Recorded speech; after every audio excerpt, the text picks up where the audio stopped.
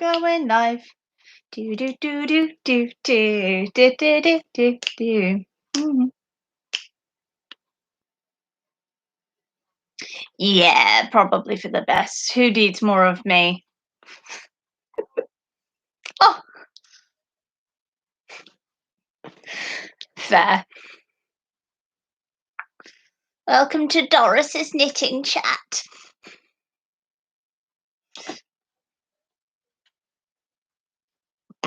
You assume I can do that? Just I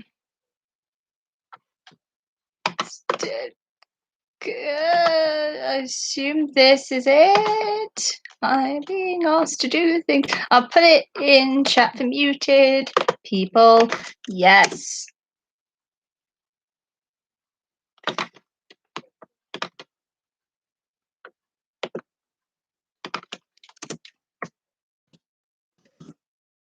I don't know. I see a latte.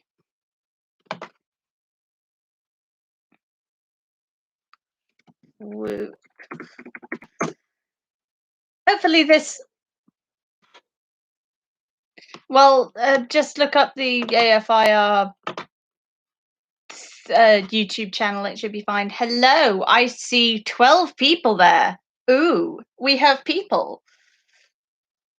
As usual, we're having technical difficulties, mostly because of me. No one is surprised.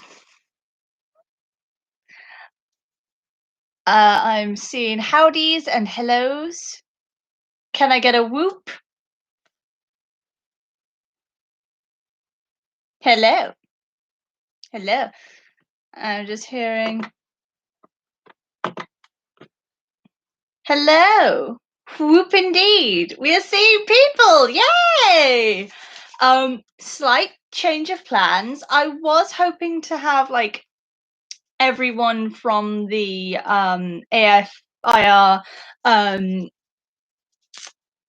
what was it? Writer's room, that's the thing. Come on and talk about various things. And then I did not brain at all and realized that, oh no, you can't just press a button and have that done. You actually need to make sure it can all stream. So I realized that 5 minutes ago, and we've been trying to figure it out. It hasn't really worked, so it's just gonna be me. That's not terrifying. It's not like I have anxiety or anything. But we're here. I have my make me a cup of tea mug, which looks like a ransom note. I have your biscuits. Make me a cup of tea or their crumbs. Because, you know, white people. We be like this sometimes. How y'all doing?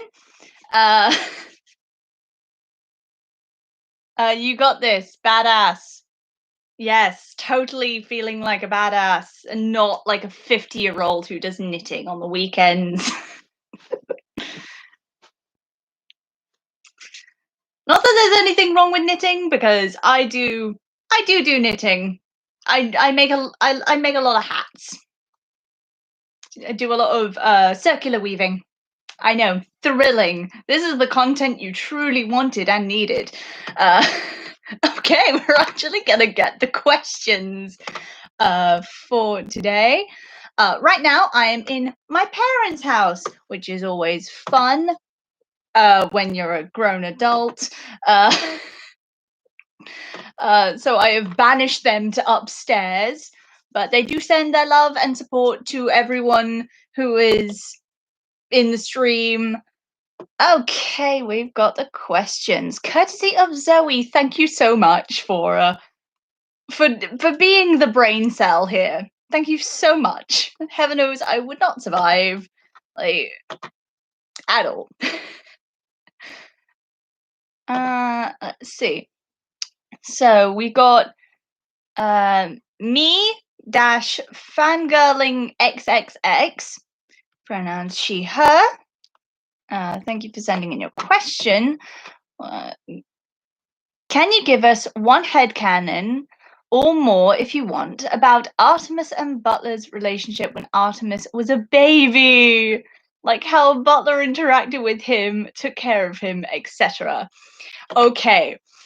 I feel because Butler, he went from being a soldier of fortune to basically a nanny or a babysitter within the space of a few months. Like it sounds like he was there from like the moment of Artemis's birth. At the same time, there would have been this moment of the Fowls going, "Oh, by the way, we're having a baby. Can one of the butlers, volunteer as tribute, essentially?" Or they would have like sought him out specifically, meaning there must have been this time in Butler's like early years with Artemis where everything slowed down from him being like this action-packed soldier to a babysitter to a bodyguard.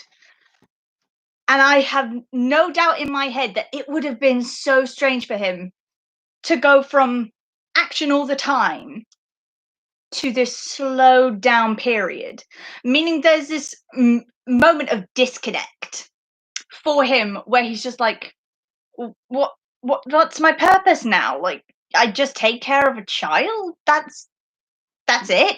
So I do imagine him having like a little bit of an existential crisis in like the first few months of like having to play babysitter. And then he starts developing an emotional bond with Artemis as almost like a not a coping mechanism, but like it comes out of that him going, well, what am I doing now? Who am I? And so he just goes from big action packed life to my world is this child in much the same way that a parent does when they go, oh, it's not my life anymore, but it's just my life revolves around this child. They're the thing at the center of my universe. And so yeah, there would have been that time where everything just shrunk, and that's sort of how I imagine like Butler coping. So that's sort of my headcanon for when Artemis was a baby. Of course, like babies, they don't do much. They're just sort of potatoes. They exist. They have very basic needs. So it's hard to like wrap my head around like, oh yeah, of course. Like I've no doubt like Artemis would have been a very smart baby. I do have a headcanon that like Butler wouldn't know that many lullabies. So in my head, like he's singing just random songs to him, and one of the songs in my head is Piano Man. Like imagine Butler, massive Butler, rocking this tiny baby back and forth. Sing us a song, young piano man. Sing us like that is adorable, and you cannot tell me otherwise. Like you will be lying. Babies are potatoes. Am I wrong? Like, that's one thing I always get confused by when people go, "Oh, your baby's so cute. Oh, it looks like your mummy. Oh, it looks like daddy." It's a baby. It resembles a potato. It doesn't look like anyone. It's just a blob. It's still partially like new cells. It doesn't look like anything. Like babies are adorable, don't get me wrong. I think they're like cute as hell with their little like, chubby arms. But at the same time, they don't look like anyone. um we need merch with that on. Maybe. What's new? A baby that looked like Klinger from MASH. I'm trying to remember who that is. I used to watch MASH quite a lot as a child, which was really weird when you considered it was all about war and surgery, and I was 7. I was just like completely with it. Like my favorite character was Hawkeye, still is. just because he was witty and he didn't put up with anything that the war could throw at him. And he had these moments where he was just like, no, war is very real. And he would be the funniest character and then the most serious character. And it made sense in my head that that was the reality of war. Like, you find joy in whatever way you can, but you also have these moments where you have to reflect on the seriousness of it. But anyway, away from that little tangent, guy wore a dress, yes, but Gabby, you're still, um, thank you. I can take compliments. Yes. I come from a very like musical household. Um, there are two guitars in this room at the moment. I will not be playing either of them. No. But my dad does play. My mum is a brilliant, brilliant singer. Brilliant. Just angel. Um, my dad has a good voice as well. I was raised on like classic um black soul and a lot of like rock and stuff because my mum is very like into Whitney Houston. She is very into like those, you know, those that just the style of music that existed at that time where it was all about emotion and it was all about, you know, portraying people's lives and just good music because she was in like the early 90s and everything was like plastic pop to her and she just couldn't be bothered, and then she found Whitney Houston and it was just like light bulb music can be good. um right, I've forgotten where the thing is. Let's go.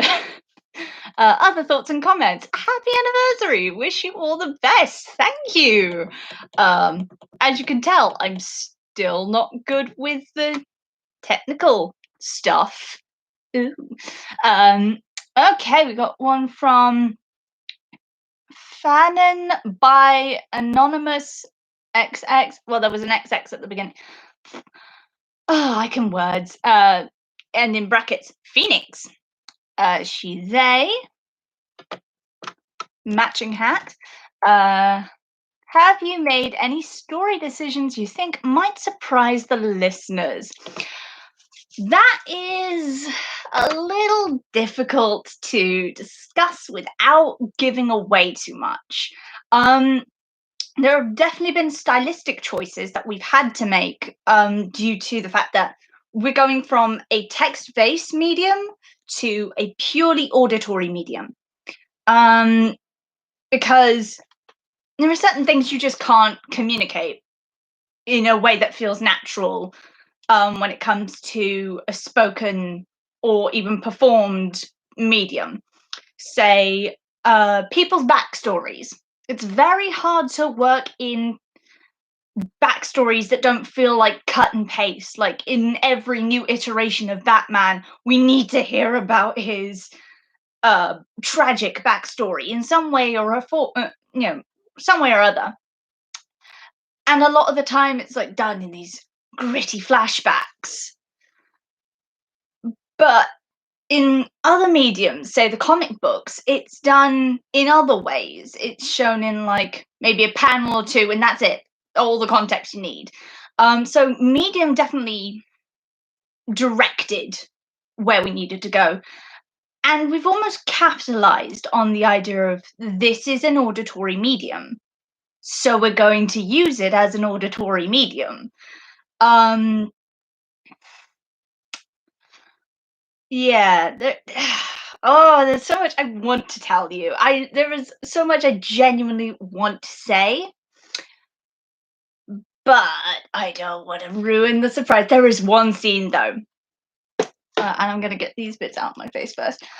There is definitely one scene I cannot wait for you guys to hear, because it was one of the earliest I had planned in my head, and it is one of the most form breaking. because there will be certain patterns set up within the first few episodes that will set your expectations as a listener.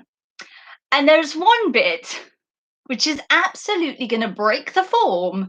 And I hope all of you recoil with a "what the heck just happened" moment. I want so badly to find like somebody's reaction of "I was not expecting this. I was not expecting this. I'm losing my mind. What is happening?" I just want someone to be like, "I fell out of my chair. I was not expecting this." Information about AFIR, I get more excited. So do I, and I wrote the damn thing. Speaking of which, we finished. Well, I'll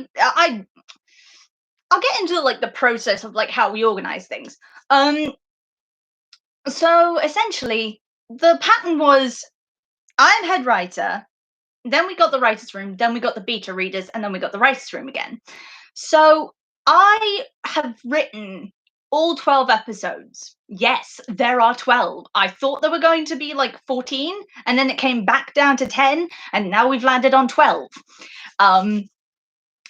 So I've written all 12 episodes. I finished the last one back in December, and now we're in the beta reading stage, where a group of different people, we send out the scripts to them, and they read it over to make sure it's all consistent, because when you're a writer on different, various different projects, it's hard to see certain problems that will arise here or there, but outside perspectives can do. So I finished the main scripts, then you got the writers' room, who have the overhaul of the entire episode, and we just use basically Google Docs. So everyone goes in, leaves their notes, leaves their messages, then we go back on chat, and in like a long meeting, we go through, make the decisions that have to be made. I basically have the veto on any decision that can be made or should not be made. Most of the time it's just me going, yeah, sure. Whatever needs, wording, formula, yada yada. But there have been a few times where it's just been like, oh no, we need to keep that because I'm planning something down the road. There have been I think there's been more than one time where the writers' room have gone, oh, you were planning an Easter egg there, weren't you? But now we've started sending it all off to the beta readers, and that's just a whole other lot of fun. Right, next question. Have you made any decisions? Right. Other thoughts and comments. Thanks for vibing and keeping it tight. I will assume those are good things. Name anonymous. I only have Spotify. Ha. Oh, we have a joker, do we? Pronouns. I'm above gender. I saw a really good one today where it was woman. No, I identify as an omen. I am not a female. I identify as a warning. And now I'm just like, can I have that on a t-shirt, please? Can I just have that, please? Just give to me. So the question is, where will the podcast audio drama go up? What will its name be? Who are all your favorite characters? Obscure ones only. Ooh. A sort of spin-off. What's a character you think everyone else forgot? They can be mentioned only once, still counts. Okay, we have quite a few questions there to dissect. Where will the podcast audio drama go up? We're planning a few different things. Obviously, it will go up on YouTube, because that's just a very accessible place. Everyone can sort of find it. we also might be putting it up on Spotify because they've just got such a big audio drama platform. We're basically taking the Welcome to Night Vale infrastructure of, we get it up on as many places as possible while still accounting for people need to access these. So probably not going to be on any obscure websites. Not, nothing against people that do put them on those obscure websites because, they serve that audience very well. But for us, we're thinking about, what's most accessible. And because we are not-for-profit thing, it does mean we're not thinking about, where's the paywall? Where can we get the money from? Again, people who do think about those things, no shade on them. Like, writers gotta eat. Sometimes you just gotta find the best way that serves the audience and yourself, but yeah, we don't have to think about that. Also, we're not able to call it an adaptation. There is actual legal reasons why, because Disney is ferocious with its use of copyright and its ideas on copyright infringement. So it's not a new adaptation. It is a critical analysis. Because if it's a critical analysis, legally they can't touch it. I think that's called a suck it Disney moment. I was told about this by my teacher in uni, and very, very much grateful for that. So yes, if you're ever thinking this is a new adaptation, no, this is a critical analysis, because we've not just taken it from like analyzing and changing things from the Disney point of view. This isn't a remake of the movie, and it's not exactly a remake of the book, because let's be honest, Owen wrote the first book in the early 2000s, and there are problems with it. There are problems. I think one of the big ones that you sort of come across when you're really analyzing it is Owen had no idea where half of his references were going. Like, there's references to wands and various parts of magic that he never revisits at all. He had no idea this was going to turn into a series, and he did not bother to reread his own work. Like, again, no shade. Like, I understand. Sometimes you write yourself into a corner, and that's when you give Mulch another power to utilize on his back end. But sometimes it's just like, oh, Owen, you had no idea. So certain aspects have been changed here or there in the book. So it's not exactly a faithful adaptation, but it still has the soul of the original story. It is an homage. Free to leave questions. The chat will make sure Gabby sees them. Yes, leave questions in the chat. I am always open for questions. Right, on to the next question this person had. What will its name be? I'm thinking Artemis Fowl, the Instant Report, because frankly, the first book is like the only book that doesn't follow that naming convention, which is kind of weird. I actually had a friend who had never read the series who thought Instant Report was the name of the first book, because that just seemed to fit the convention a little better. Let's have a look-see. Who are all your favorite characters, obscure ones only? I feel like there is a lot of missed potential with Lily Frond, mostly because I'm so frustrated, first of all, as a blonde, with all the references of blondness, like it has any effect upon her IQ. I'm looking pretty mousy at the moment because it's winter. I'm in hibernation, but I can assure you I am a blonde, and dear Lord, I've heard every comment you could possibly think of. just it's a consistent thing with Eoin as well. He likes the loud blonde trope, as can be seen with Beckett and with Juliet. Like, if you're blonde in an Eoin Colfer book, chances are you aren't going to be gifted on the IQ spectrum. Am I annoyed? Yes. Do I connect with every single blonde character there is in this series? Yes. I mean, Minerva isn't an exception in that, but she is the exception, not the rule. References police brutality. Yeah. Yeah. And that's if question not final for now.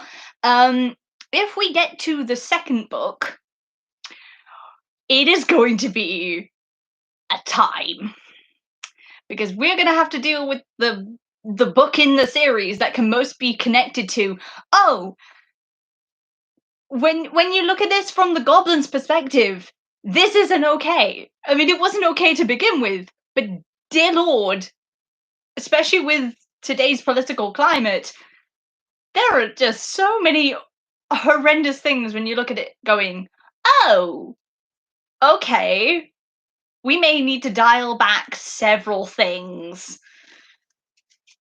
But where was I? Yes. Sorry, I had, as usual, in quarantine, because England is in a second quarantine lockdown. I haven't talked in quite a while today. So my brain is just like, ooh, words, all the tangents. And I'm already ADHD, so that does not bode well. Get ready for like several thought trees sprouting forth.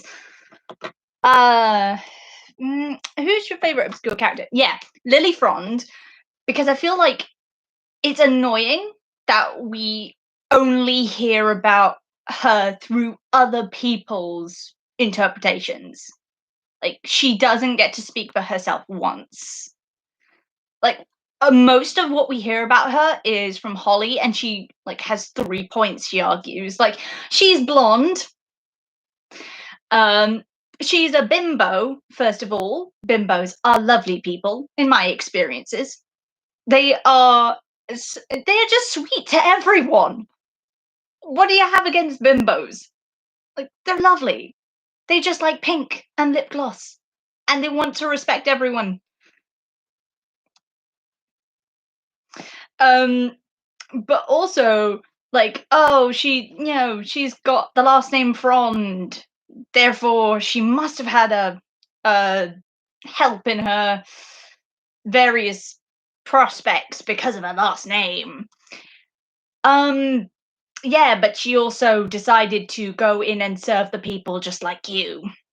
There are 1,000 other things she could have done with her time, and she decided to devote her time to the people in a job that has a high mortality rate. Holly, please stop. And the only time we get to hear Lily Frond speak for herself, well, I say speak for herself, just speak at all, is when she's literally reading off a script in the second book about Artemis. Like, that's it.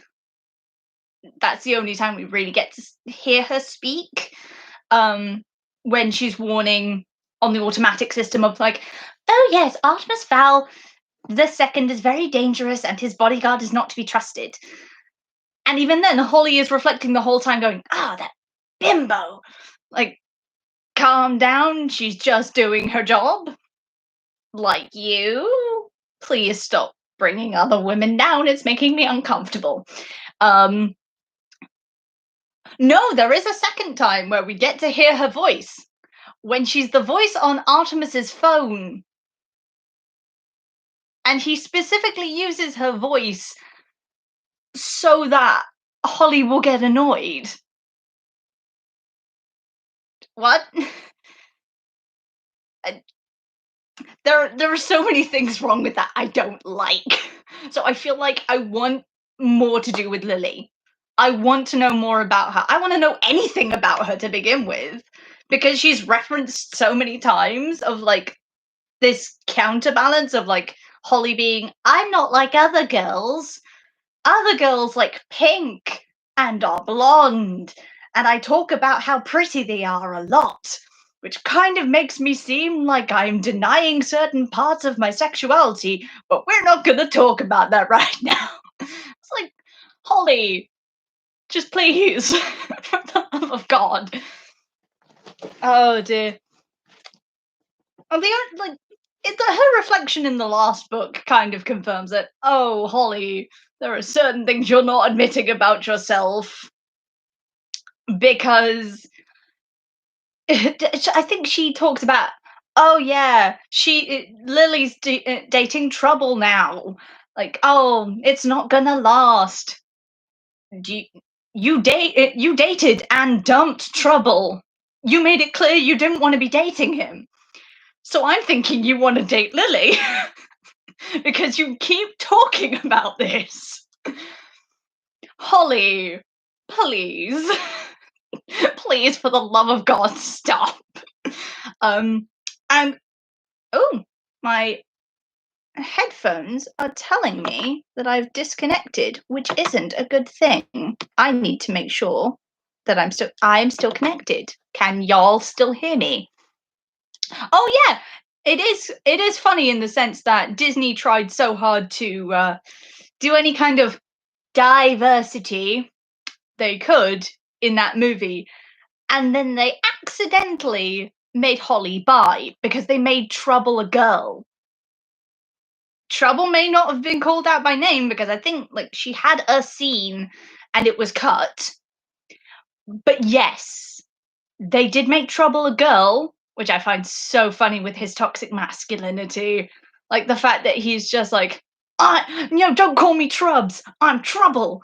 And it's just like, okay, I can smell the testosterone from here. Please calm down. But I find it hilarious. Like he had a manhood ceremony in which he named himself Trouble, and he got turned into a girl. It's like, I love that. But also, as anyone who's even glanced at the books will tell you, Holly dates Trouble. So if you make Trouble a girl, Disney, you've got your first bi character. Thanks, Disney. Very cool. Oh, by the way, that I do have a video at some point coming out about the movie, about a year too late, but you know what? We're in the year of 2020/2021. Yes, I am counting it as 1 year because, dear Lord. So yeah, I think I could be forgiven for that because a lot happened. A lot has happened. Right. Let's have a look-see at the next part of the question because it was kind of long. So yeah, Lily is my favorite of the obscure characters and sort of spin-off. What's a character you think everyone else forgot? The sprite in Ho Chi Minh City, because I am worried. Because not only is she mentioned like in the first book, being like, oh yes, here is my tiny book, and you've poisoned me with alcohol. Don't do alcohol, kids. You might get poisoned. Not only did that happen, but then in the Atlantis complex, it's brought up again how she's been able to like keep hold of her magic because she's actually a reference. Turnbull Root goes to see a sprite in Ho Chi Minh City, which is very obviously placed. And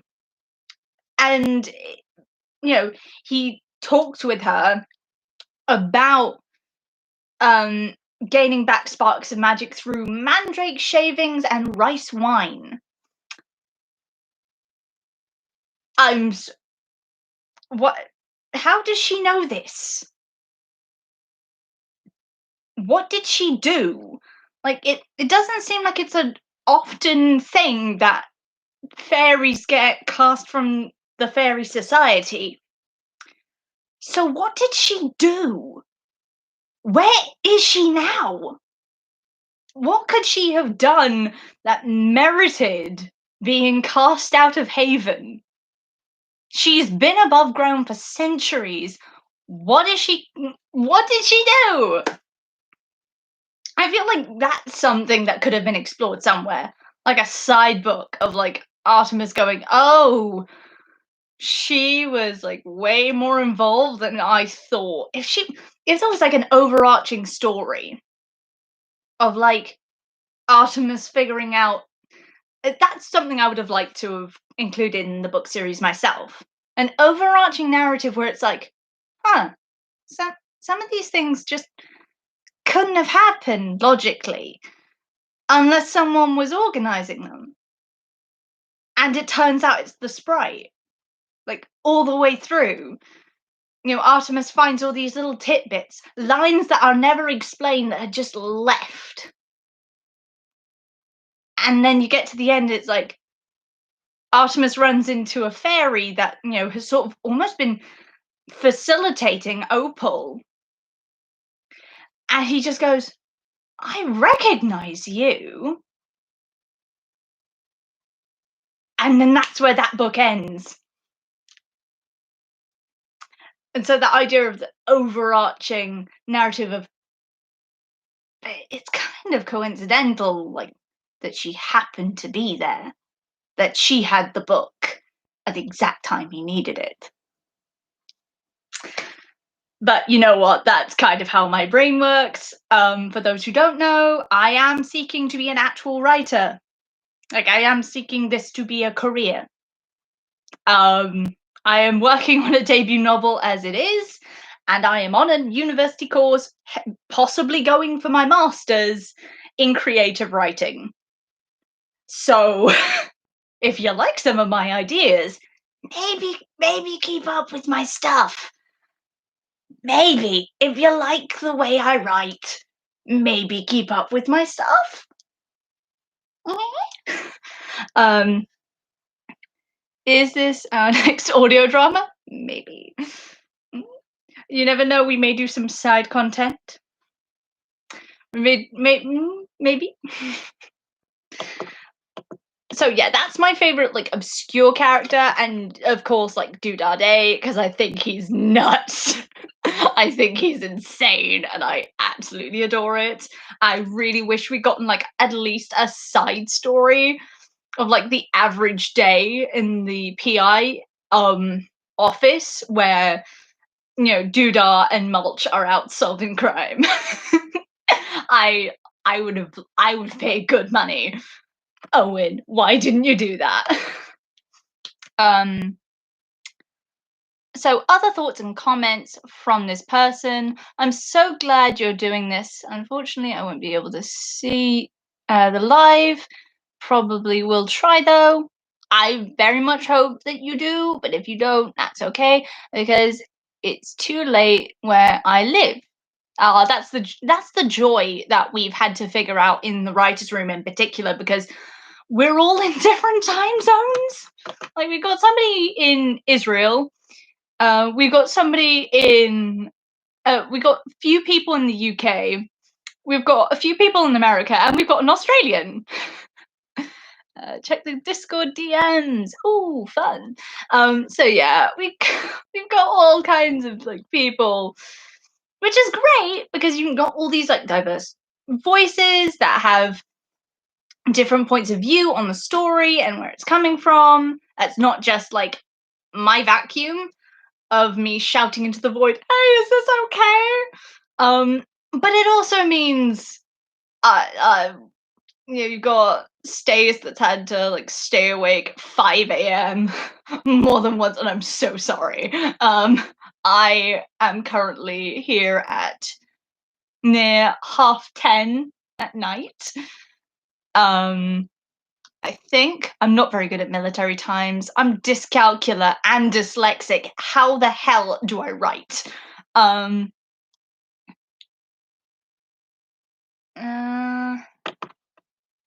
I am being summoned by the latte. Question from the chat. are you going to do anything new with Lily Frond if you continue with the series? Hopefully. I'd like to. I'd like to have at least something where her and Holly have a sit down, like just a piece of side content going, you know what, you're not so bad. Like, let's have like, it would be like a talk, but it'd be a like set up talk within a structured piece of writing or performed audio. Um, with like Lily and Holly having to spend any time together whatsoever, and Holly having to come to terms with, oh, I was being, oh, the patriarchy's done a number on me, hasn't it? Oh, that was like internalized misogyny. Yeah, yeah, that was not okay. That was not okay. Like that was the patriarchy at work. So I'd love to have something like that. Um, Also, in case you were wondering, the Spotify is, I'm dyslexic. Just thought I'd be random because I know I wonder that sort of thing. So the Spotify is asteroid. Yes, asteroid is the word. Asteroid.b.62. No, wait, 612. Sorry, the dyscalcular. Fair enough. Thank you. Okay, we got Foul Blue. Hi. She, her, hello. What is? I've lost the plot a long time ago, but still. Favorite part of creating the podcast. Also, what's your favorite? I have gotten to write nothing but like fan fiction as like a project for the last 9 months ish, which has been nothing but fun, and I can tell you it's been very cathartic in a way. But also I will admit there are some times where I do make people break character a little bit just so they can make fun of Artemis, and it is just fun. There's a line in there, which might change. Editing process is fun like that. But there is book one where Artemis is like in his own head, going, "Oh yes, I have them. I've just translated the book. They shall be as ants beneath my feet." Only in this version, he has to say it aloud, and Juliet's in the same room as him. So there's like Artemis going, they should be as ants beneath my feet. And Juliet just goes, okay, that's so emo, I'm not even going to engage with it. And leaves. Which, just cathartic, because we both had that moment of looking at Artemis and go, oh, honey, you're just going through an emo phase, aren't you? You're an emo who's 12 and you're trying desperately to be an adult and be like taken seriously. And I understand the struggle, but please calm down and go to sleep. As she should, yes. So that was just nothing but cathartic. Honestly, like the editing process and the writer's room has been so fun. Like it has been absolutely lovely. Not just because they have been lovely, lovely people that have put up with my nonsense, but also I have, as many creatives do, certain amount of imposter syndrome on top of everything else. My brain is screaming 24/7. So it's been very useful for me learning that people do like my work, not just because they have to read it, but because they actually like it. And also that if I put a project forward, people are actually going to be interested in working on that project. It's not just going to be me shouting into the vacuum. which has been very, very encouraging from a writer's standpoint. Um, sounds like something she would say. Yeah. Um, so yeah, that's been like the biggest moment of okay, this I like this. This is a good environment. This is healthy. Like, and especially with the debut novel, um, because we've all been like, as a writer's room, we started sending things that aren't foul related. Um, and it's been really good to have people on, on the team that actually just want to go, hey, you got anything else for me to read? um, yeah, it's been good. It's been very nice, very very nice. Um, Congratulations on the milestone. Keep it up and good work. Ah, Matt, yeah. From the writers' room. Hey, him. Thoughts on Chihuahuas? Feral, feral, and funny. And that's all I'm going to say on the matter. Because you knew what you were doing. Oh. Oh, such fun. Uh, mm.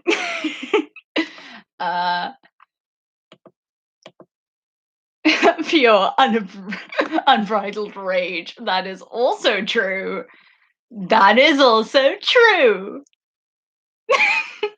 I'm just gonna but I'm also gonna say Chihuahuas, good. Goats named Bruce, also good. And I'm gonna back away. Have a good day. Oh. Then you got Lisa. I'm assuming that's Lisa.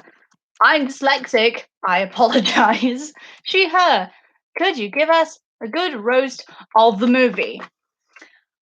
I mean, I don't like the smell of flaming garbage, but I'll do my best. What is it with with that movie and Dutch angles? Please, someone take them away from Kenneth. He does this in every movie. Dutch angles are where it's like off to the side a bit and it's like tilted, and it's supposed.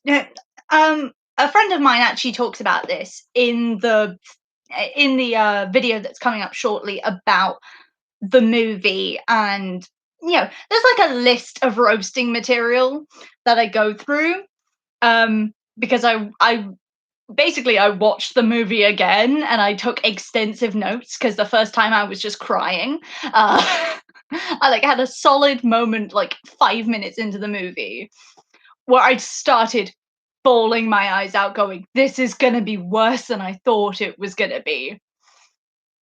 I can't even remember what triggered it, but I think it was the surfing scene.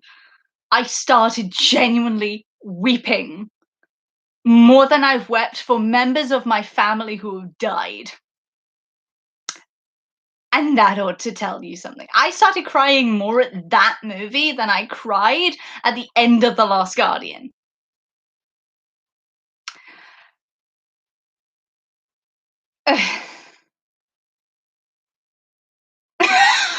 Oh, don't call me out like that. Surely it will be 3 to 5 business years, Gabby. Do not get our hopes up.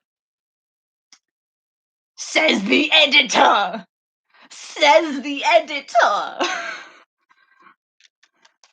Who I only asked to edit it fairly recently because I'm a literal embodiment of trash. I don't have a gender. All I have is like 7 rats tied at the tail and set in different directions. My brain is the Rat King, and I will be respected as such. That's why, like, I have all my cursed Microsoft Paint edits of like the tsundere lollipop. uh, you know, the Rat King. Uh, uh, so yeah, I think the movie is just it's not good. It's it's it's a cautionary tale on letting executives make decisions, especially when none of them know how to write a story. That's just it's annoying, but it now exists. And it will be something I will keep in mind for the rest of my life. Mostly as a motivational tool, because nothing I write can ever be as bad as that. And that has so helped my imposter syndrome. Like, it has provided nothing but serotonin to know that nothing I create can ever be as bad as that. And that got like greenlit by a big movie studio. It got greenlit by Disney. Nothing I write can ever be that bad. There is always going to be an audience for my stuff because they presume there will be an audience for that mess. Also, if any of my stuff ever gets turned into a movie, I'm keeping the rights to like during any part of the filming or writing process to pull a red card and go no. Like I'm writing it into any you know contract I ever have that I will have the chance to interact with the writing process and meet with the executives because I'm not leaving it to chance. Like, yes, nothing will be as bad as that. We're here for that. So, other comments already hyped on the podcast. Can't wait to see it. Neither can I. Then we got another one from Phoenix. Hello. Any funny bloopers or outtakes that stick out in your memory? I mean, we haven't recorded anything yet, but I can pull out a blooper from the filming of the video that's gonna come out, sometime this century, hopefully. Oh, well, yes, there is a bit of sketch comedy in it.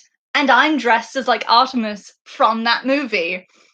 And I'm there in the flannel shirt and the glasses. And I just turn to the camera and go, call me Artemis Fowl, bitch. I will not say the actual word because it will be bleeped in the video. We are a family friendly Christian Minecraft server here. But I want it on a t-shirt now. Call me Artemis Fowl B.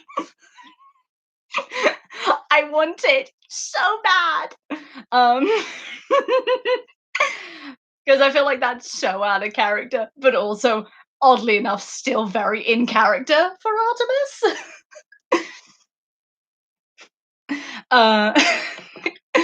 So funny bloopers, other thoughts and comments. Illy? Oh, y'all, I can't do acronyms. Whoever decided acronyms and dyslexia went together was lying. I love you too.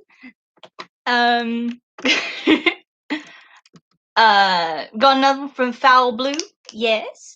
Oh, if you haven't seen, Foul Blue did a lovely little piece of artwork for the 1 year anniversary where it's just Artemis recording on a microphone, and I'm desperately jealous of the headphones with the little AF because Artemis would have like everything he could Monica could.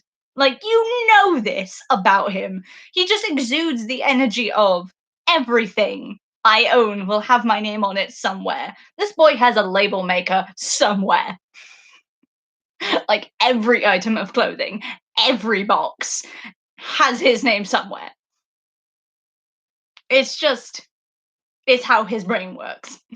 But also it's like, oh yeah, in like when we start the recording process, which hasn't been now, like the only thing we've had recorded thus far has been the thing we had at the end of Fowl Fest, which I had to record under a table with like an awful little like stick microphone, um which was not fun because I had to organize a duvet around me and just I'm hoping to redo the audio at some point because yes, that is me.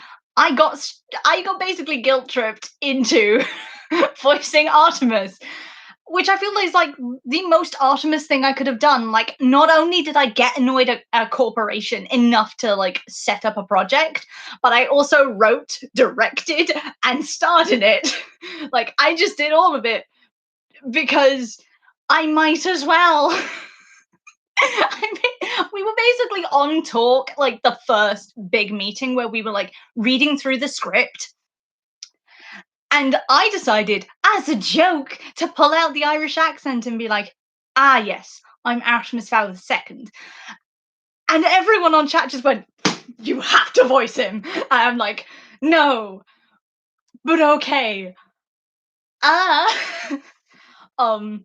You pulled out the Lin-Manuel Miranda. Somehow I did. So that was fun, and I've been working hard over the last few months pulling on like different resources to improve the accent because I actually want to do a decent job. And a lot of teenage boy voices are done by women when it comes to voice acting, or those with um feminine sounding voices, because it's, you have the control of a grown adult, but you also have um like the lightness that comes with being a teenager. Because if you haven't heard a teenage boy, they all sound squeaky and feral, and I am both. uh um so yes, it has been very entertaining. uh One thing I've had to wrap my head around is the Irish pronunciation of T sounds, because they're all like, it's hard to explain, but everybody knows about the idea of 33. It's like it's a weird noise that you have to get from like the back of your mouth to the front of your mouth very quickly. um so yes, that shall be fun. Also, if at any point in the podcast like it gets very emotional for Artemis, um you can guarantee I've been crying because my empathy levels will go right the way up, and I will get into the acting because I used to do a lot of theater when I was younger. I got like A pluses in my GCSEs in acting, so well, hey. So yes. If at any point it does sound like in the recording Artemis is crying, you can best believe I will be saying those lines with streaming tears down my face. That will not be a day to wear mascara. That will just not. I will be full on like, mother. Like, it will be nothing but me weeping. And I will definitely need a hug after it because, dear Lord, Artemis goes through too much. Although one thing I'm not looking forward to is the lollipop line, because I will have to say that thing with a straight face. I will have to say it as if I'm not laughing inside, because lollipop. I will have to stab something into my leg to control myself. For the record, we have been streaming for an hour. Is that a good or bad thing? Uh, I don't know. I'm just going through the questions here and doing my best. Lollipops! It's gonna be so difficult, like going, you hit me. Um, just, so, Do any of you read Artemis Fowl fics? If so, what are some of your favorites? I don't get to read fan fiction as much as I would like. I know that in the recent Big Bang that Latte organized, it was this huge explosion of different content, and I didn't get to read any of it because I just don't. I have the attention span of a gnat and the depression of a me. um, but I think Aculos. Yes, Aculos did an Alexmus thing a while ago where like Alex goes to St. Bartleby's to try and investigate Artemis, and I was just like, oh, oh, we're here for that. And yeah, some fan fiction things might be coming up on the horizon that I might have a hand in writing. Um, yeah, maybe. I'm talking with a certain Rory at the moment. If any of you saw like the latest thing that was going down on our blog, when it came to a particular Alexmas comic thing that I added a short piece of writing to, so maybe. Mm. So let's have a look and try and get through these questions as soon as we can, because we've been going for like an hour and I didn't realize that because time is an illusion and I have ADHD, therefore I have risen above time. Asteroid B612 again. Hello, they them, I suppose. Big mood. What got you into writing? Is there a particular author writing style you adore or one you hate? For example, I love Eoin Colfer's flowery, floaty writing style, especially in Artemis Fowl Book 1, but despise Gary Paulson's in Hatchet. Dyslexia. And finally, what's one thing you genuinely admire slash like about the Fowl parents? Sans their dedication to the environment. Don't use that as a get out of jail free card. Dang it. You didn't have to do this to me. Okay, let's go from the top. What got you into writing? It was actually these books. I couldn't read until I was 12 years old. Yes, and now I'm on a writing course. Time is an illusion, and I have ADHD, and therefore I've risen above it. Yes, but I couldn't read at all until I was 12. Eesh. It was a combination of me being dyslexic and all of my teachers ignoring it, preferring to focus on the autism as the main problem. Not helpful. And also a peer-based environment in which I was basically singled out as the stupid one, which, not helpful. Did lead to me having PTSD. Bullying is not fun. Do not do it. It's not okay for anyone. There are healthier ways to go about your own anger issues, Joshua. But yeah, it was these books. I basically went in for a secondary school taster day, and I was bored. I didn't like the idea of going to secondary school as it was, and then we got to the library, and there in like the side box is all their graphic novels. And being dyslexic, the only way I could understand any story was if there was pictures. So I went to their graphic novel section, and one of the books that stood out to me had this really interesting font. and I'm a big fan of fonts, but it was like the old font for Artemis, where it was like the A was like this curved, and it just stood out to me so nicely because it looked like a stained glass window. And because the name was phonetic, I could actually read it, meaning it was spelt the way it was said. So Artemis Fowl. Very easy to understand if you're dyslexic. If Artemis had been spelt in a weird way, nothing. Um, and so I basically looked through it. I did think that Artemis was a vampire throughout the entirety of my look through it because I had no context clues from the written words. And he looked like a vampire, so I thought it was a story about vampires and fairies that were not getting along, which, still might happen. Um, uh,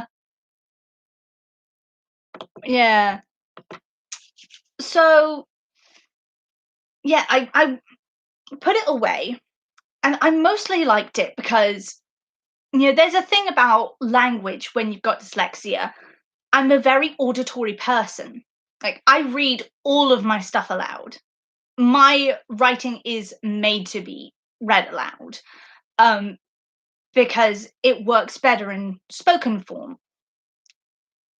And there was something about saying the name Artemis Fowl. I didn't know a thing about Greek mythology at the time, but it was so nice to say. It was so pleasing to pronounce, and it sounded like the name of an adventurer, of somebody who deserved to have an adventure story written about them. I had no idea who Artemis was in the story, if it was a girl, a boy, or anywhere in between. But I knew that the name sounded nice because I couldn't pick up who was Artemis because I couldn't read. So, like, Artemis has always been like a gender neutral name in my head. Because gender is a construct. Who can be bothered? Uh, then months later, my father decided, hey, the our local library has audiobooks that you can rent out like any ordinary library book. We'll go and rent one of those out so that Gabby can like keep up with her schoolwork. And there's that aspect of, at least in secondary school, you'll be able to keep up with what the other kids are doing, even if you can't read it. And so we found one of the Artemis Fowl audiobooks, and it was The Lost Colony. I remember that because it has a demon on the front, and my dad is a Christian pastor. I had to convince him to let me listen to it. This is also the same man that didn't want me listening or reading anything to do with Harry Potter because witchcraft, early 2010s, they were very influenced by like what the elders in the church were saying because they were more or less guilt tripped into it. Now I'm very glad that I didn't have much to do with Harry Potter, but for other reasons. J.K. Rowling. Yeah. So there was an aspect of me listening to the books, and I just became enthralled. It was so lovely. I think especially like The Lost Colony has always held a special place in my heart. Yeah, it was a bit of a break from the form of like what had become normal for Artemis Fowl books, but for somebody who had been severely bullied, much like number one was, it was very cathartic. And it was very much like it was the first time I'd seen any of my experiences represented in a voice I could understand. Like I'd seen like don't bully kids, where it was like very like physical bullying in like TV and books and all these other things, but they never really spoke to me. But it's when number one goes, I'm not like the others. Somebody who is autistic, ADHD, and dyslexic, that spoke to me in a way that I could not and cannot express. Yeah, we gotten into the sad boy hours. We gotten serious, people. But it was that moment of, it was the first time I'd seen any part of me reflected. Um, and there was something about Artemis's character that also spoke to me, because I was also a person that didn't like myself and wanted to change and wanted to become better, because the bullying had made me very, very, very angry and very bitter towards the world. And so seeing a character that wasn't a societally understood good person, but a person that had been hurt and really damaged by the world, trying to make himself better, trying to create a better way for himself, really spoke to me. And so, that started my obsession, my hyperfixation with the book series. And so I got my dad to, like, he couldn't order them fast enough through the library. I listened to all of them on repeat. I got them to download it onto my iPod. I don't have my iPod anymore, but they were all on there. It was a time. But through that, because I'm an auditory person with a good memory when it comes to language, I started learning the patterns of the books, to the extent that if we listened to the books in the car, my mother would have to stop me from saying the lines before they happened, because I would start muttering in the back of the car, and I would say, like, the next line that was coming up before Nathaniel Parker delivered it. And from there, I was able to go, well, if I'm able to do that, then surely, because I can't take these, books that were my safety blanket everywhere with me, I'm gonna have, because my school was not very good or accepting when it came to any of my needs. Stimming was definitely not allowed. I'm not bitter. Uh, um, no, so because I wasn't able to take any of the means I had to help myself calm down in those moments of stress and anxiety, which the audiobooks helped with, I went, okay, so my school doesn't stop books going through. They don't have an issue with me keeping a book in my bag, but they do have an issue with an iPod. So I started teaching myself how to read by taking all the lines of dialogue I'd memorized and using that as a point to start reading the lines. All I would do was predict what the next word was going to be from all of it that I had memorized, meaning that I can also track large parts of the book back orally now. Um, Meaning, basically, I got the whole prologue in here. Um, so I was able to read for the first time. All I was doing was predicting. And through that, I was able to start building up an understanding of what these squiggly lines that refuse to stay still, because dyslexia is fun like that, visual distortions. I started being able to predict what these letters actually meant together, something that none of my school teachers had been able to do. And then my school had the audacity to take responsibility for that after giving me no help, and gave me a frickin' award for it. When I left secondary school, they gave me an award for most improved. After I had done all the work and all they had done was make me feel inferior. I'm not bitter at all. um, so that was how the books came into my thought process, and why Eoin Colfer is my favorite writer, because I like that conversational tone. I like that willingness to just go for it, to just pull in different aspects and different points of view. Um, right, back to the various parts of this question. Example, what's a particular author's style that you adore? Um, I Handmaid's Tale is very interesting in the way that it constructs its narrative.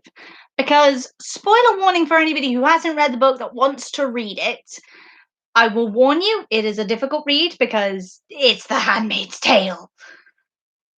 But I do like the idea that it is literally a constructed narrative. In the last few pages, the entire story is invalidated because of a few lines. And the same can be said for like the first Artemis Fowl book. The entirety of what we just read is invalidated because of a few lines. I love when writers do that because it makes you question so much. And those lines are report compiled by Dr. J. Argon, B. Psych for the LEP Academy files. 96%, I think from like first-hand sources, 4% unavoidable extrapolation. And everything we've read has been invalidated. Because they don't actually source what parts were unavoidable extrapolation. Therefore, all of it has to be considered an unreliable narrative. And therefore, you have to question, well, who was lying? Who did they talk to? Where was the extrapolation? Was Artemis as bad as they wanted to portray him? Or the LEP less saintly than they wanted to portray them? Also, the fact that it is a report for the LEP means, of course, the LEP are gonna come off as the good guys. The fact that it's written by a fairy is gonna make it invalidated all the way through. I love when writers just find something that just takes away the sweetness of the ending. Just a little, it's still a sweet ending, but it makes you question. It makes you go back through the book and read it again. And I love doing that. I love finding something that, as a writer, I can put in that'll just burn the audience, just singe them a little bit, meaning they have to go back through the entire book and read through it again with this new understanding of what's going on. Just in the last few pages, something is revealed and they have to go back through it until they finally get the clear picture. So yeah, that's something I love when writers do. And finally, what's the thing genuinely admire about the Fowl parents? Oh dear.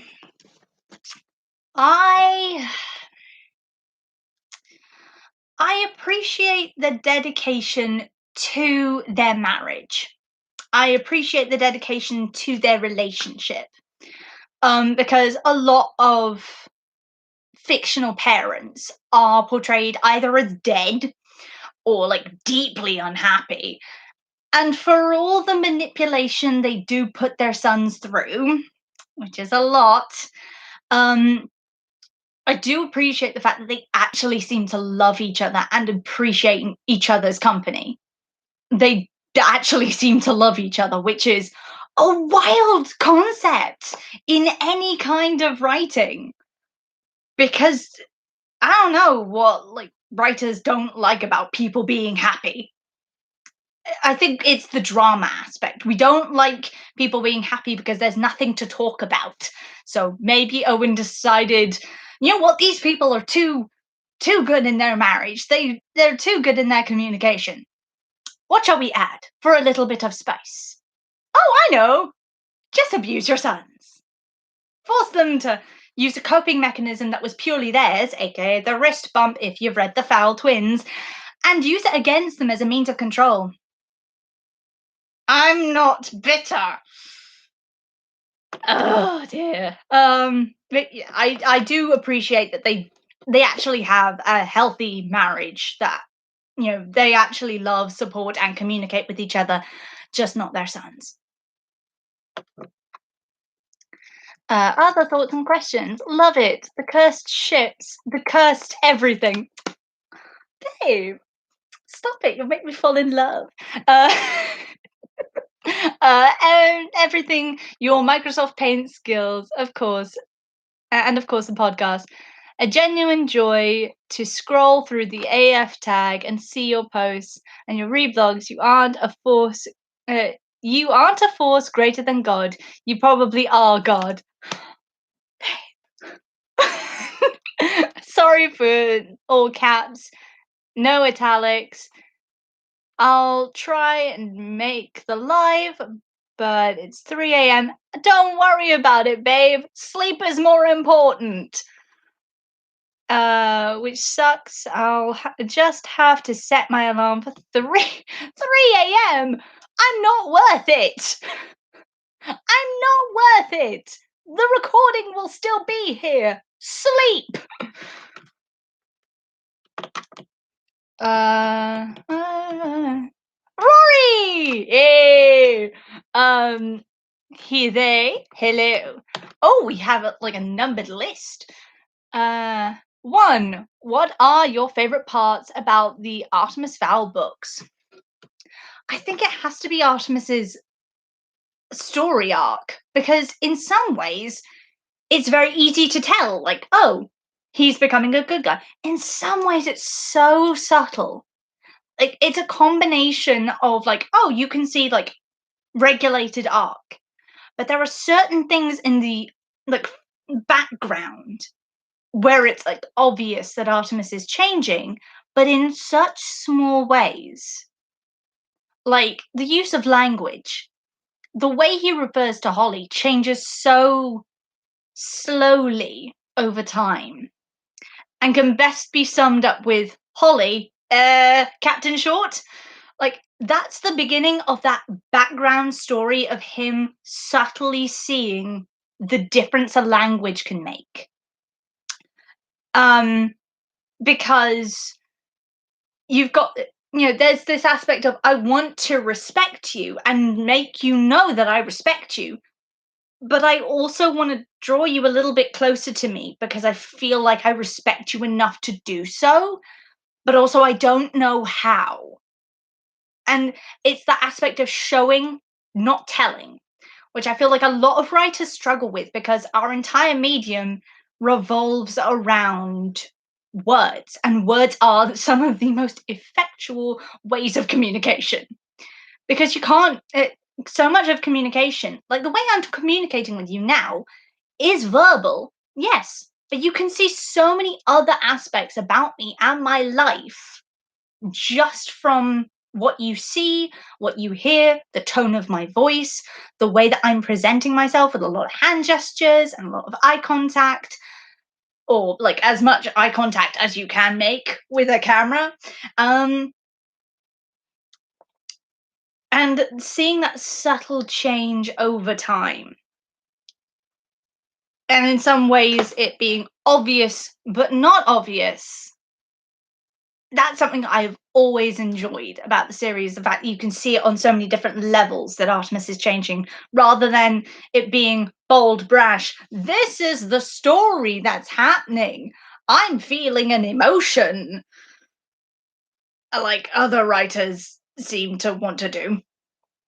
Again, not saying word. Not saying Harry Potter. Was there a part that really resonated with you? I mean, there were loads of moments in like various books. Okay, we're going into the sad boy hours again. The sad people hours. So get ready with the box of tissues. I didn't have any friends until I was 14 because I was just the lowest on the social rank, because I couldn't communicate in the same way other people could. I had to teach myself how to do any of this, like doing like changes in my tone of voice, learning how to look people in the eye, how to use body language, how to do all these other things that you just sort of take for granted when you're a neurotypical person. I had to teach myself that from scratch, meaning the line where Artemis says, uh, I'm, oh, what was it? I don't have much experience with friends, so I may need to read up on it. Too real. I felt like I was being personally called out. But when Artemis gets all his memories back, there's this line where he goes like, "Oh, like Commander Root is dead. I kidnapped I kidnapped Captain Short. I imprisoned Holly," which again, another use of language that is just beautiful because he goes from the distant, like, "Oh, I kidnapped Captain Short," which is quite a clinical way to look at it. Like, I imprisoned Holly, a person I care about. What? It brings it from the clinical and intelligent to the emotional, which is so lovely. Um, but there's this line after that, which is, I have friends. I have friends. The italicized I always sends me into floods of tears because I literally had that moment when I was about 14. And I had just, I'd been in a very abusive, toxic friendship for about 3, 4 years, which none of my teachers helped with, even though they could all see it was happening. I'm not bitter. Um, but I was in that state in that place, and then I was introduced to a actually good supportive group of friends that actually cared about me, but I didn't know I was friends with them because I didn't want to overstep my boundaries. And so and they all said they were going to go somewhere, and I asked if I was allowed to come, and they all collectively turned to me with like this questioning look in their eyes, and one of them just goes, "Yeah, of course you can come. You're our friend." I burst into tears and none of them knew why. But it was that moment where I just went, I have friends. I have friends. The italicized I means everything. So that was a moment where it was just like, that's the feeling. That italicized I is me. So that was a moment from Artemis where it was just like, yes, I am also traumatized and don't know how friendship works. Yes. Um, what's a scene that lives in your head rent free?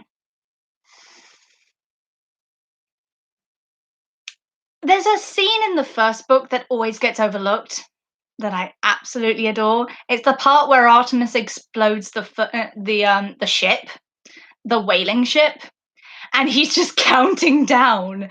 Like, up until that point, he's been very cold and very clinical about the whole thing. He's just been like, yes, I am an evil genius. But this part where he's counting down is such a weird expression of joy. It's just this 5, 4, 3, 2, 1, 0, boom. It's the boom at the end that gets me every time because there is no way you can say boom without the hand gestures. There's just no way. Like, this boy likes to pretend like he's just this cold genius, but he's a theater kid. He's a theater kid. Underneath it all, he's just a theater nerd. Like, emotionally, he's always wearing a cape. It doesn't matter whether he's physically wearing a cape, he's always wearing a cape. And he's swishing about himself all the time, like he's something out of, Sailor Moon. He's the guy in the mask, just. um, so that just lives in my head rent free of like Artemis going 5, 4, 3, 2, 1, boom. Like, there is a joy in that you cannot get away from. Also, the part where Artemis is like in the extinctionist base and just goes yeehaw, but I have to know because there's no description. Like, Artemis thinks himself quite the cowboy. That's the aside of like the author speaking. So What tone was this said in? I need to know. Because there are two ways. There is the sarcastic way of Artemis going, huh, I'm feeling kind of the cowboy right now. I'm riding a quagga. Yeehaw. Like, there's that kind of, oh, my life is a nightmare. Sort of, yeehaw. Or it could be some primal, emotional part of him that's just like, I am alive and I'm on a quagga. Yeehaw. Like, there's just that aspect. My mother has entered the room. Mother is sneaking away. Mother got her phone. Oh, you young people and your phones. Yeah, so I need to know, like, was this some guttural, like, emotional part of him that was just like, yeehaw? And we will never know because it's a written medium. And I'm thinking by this point, Disney will never get there. At the very least, they would be cowards and never include the yeehaw. And that is their gravest sin thus far.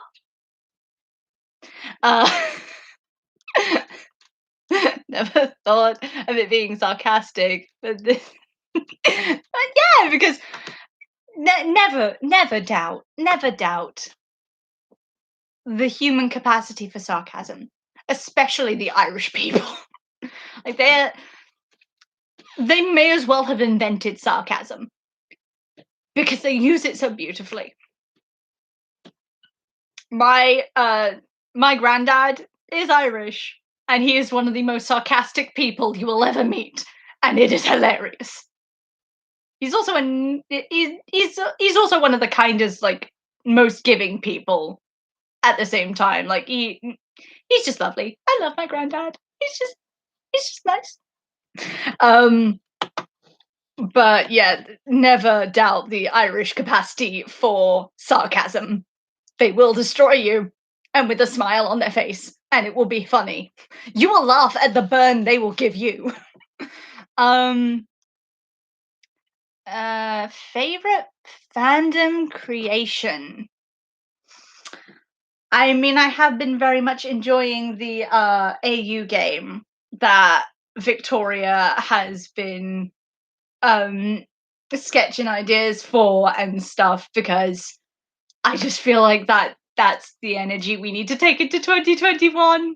Just like forget any rules, forget any concept of like, but this character wouldn't do this. Then who cares? Let's do what the hell we like, because we've been abandoned by Owen and Disney in a void of content. If Disney won't give us the content we want, we will damn well make it. And so I've been very much enjoying everything to do with that. Also, just Victoria, have you seen the artwork?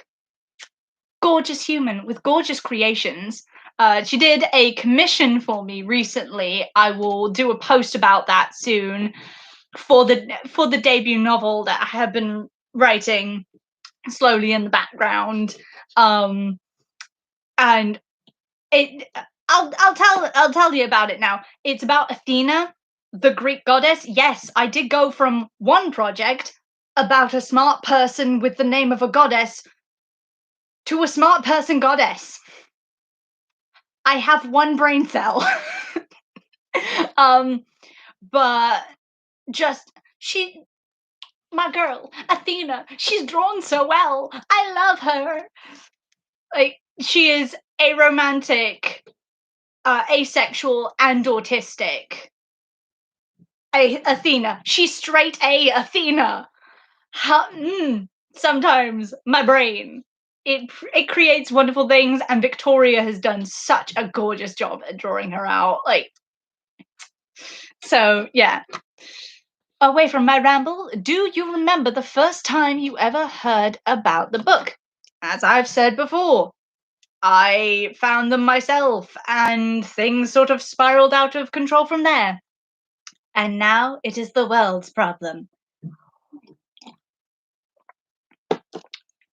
Okay, let's go through the list of different things. Anonymous, they, them. Ooh, the ultimate mysterious. What have you enjoyed the most in the entire process? Um, it has been the community, quite honestly, because you guys have all been so lovely. Like, I thought, like, maybe a few people would want to enjoy this. I checked today, we have nearly 500 subscribers on the Tumblr. Just that has overwhelmed me in ways I cannot describe, because I'm used to people just being kind of dismissive about my projects, and yet here we are. There's so many of us. And like the fact that you guys have all been sticking around for like the cursed content I've been pumping out in the meantime, like the memes and the MS Paint stuff. The fact that the gorgeous, wonderful artists have all been willing to like draw stuff for various reasons, and you've just been so lovely and so chill and just so willing to exist and be here and not be loud and obnoxious and everything else the internet wants to be. You've been people, which has been lovely. Because the internet can be a loud, confusing place, and I don't want to deal with it most days. But gosh darn it, most days I'm very excited to head onto Tumblr and see what the hell everyone has been creating. Because I'm just excited to be there. And then got the end of that, which is, you guys are so cool. Ooh, thank you. Jason Ball 34, he, him, hello. What kind of reaction are you hoping from from the fandom, and how would you like to be seen at large by the community? And in 5 to 10 years, when people look back, how would you like people to remember it? I mean, I'm almost hoping this is our fandom's like Harry Potter musical. In the fact that it's a fan made creation that will be remembered fondly, and that may get some people interested in what what all of us individually do in future. That it might be fun. That's all I'm hoping for it to be, and for it to be a way to provide our own content, because gosh darn it, Disney did not deliver. I wish they had, but they didn't. So even if it doesn't turn into something huge and spectacular like a Harry Potter musical, which then went on to inspire Star Kid Productions, who are now like their own theatre company, even if it doesn't go on to do that sort of level of stuff, at least it was fun. And yeah, it probably won't be perfect. It relies on a lot of volunteers doing what volunteers do best, which is have fun, do what they want to do, get on and do the thing. In 5 to 10 years, I hope we can all look back and go, you know what, that was fun. That was enjoyable. That was a moment where we all just went, haha, screw it, Disney. We can do it ourselves. And of course, just as a writer, it's always good to try new things, to organize yourself in different ways. This will look great on my resume. Just proving that I can head a team like this and organize in the way I am, and gaining experience in a new field that quite honestly I never thought I'd get into. Like my frame of vision was always novelist, specializing in YA and children's. I was never seeking to go into like the audio or visual world. So this is new. This is fun. I'm liking this.